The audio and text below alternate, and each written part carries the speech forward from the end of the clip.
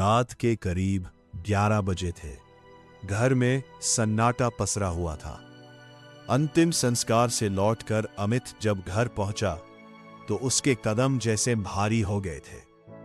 दरवाजे की चौखट पार करते ही उसे हर कोना रीमा की याद दिलाने लगा।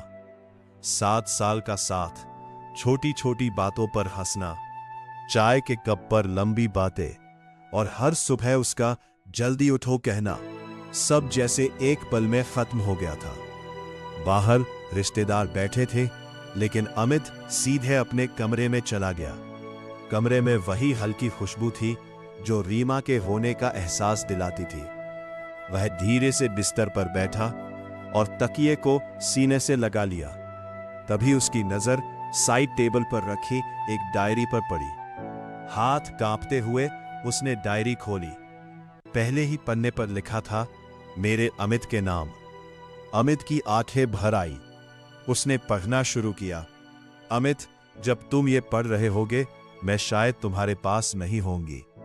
मुझे पता था मेरी बीमारी मुझे तुमसे दूर कर देगी, लेकिन तुम्हारी आंखों में डर देखना ये मेरे लिए सबसे मुश्किल था। तुम हमेशा मजबूत बनने की कोशिश करते रहे।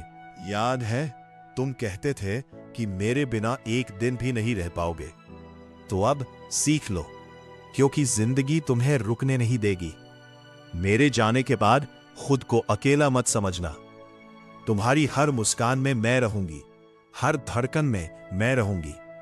माँ पापा का ख्याल रखना और हाँ, अपने सपनों को मत छोड़ना। तुम्हें आगे बढ़ना होगा, मेरे लिए नहीं, अपने लिए।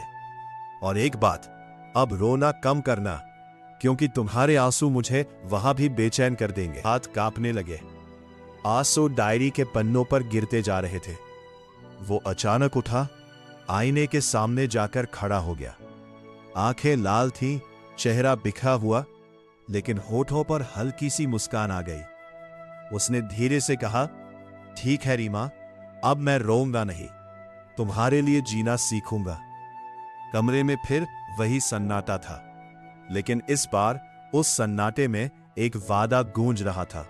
अगर ये कहानी आपके दिल को छू गई हो तो वीडियो को एक लाइक जरूर करें, और ऐसे ही दिल छू लेने वाली कहानियों के लिए हमारे चैनल को सब्सक्राइब करना मत भूलिए।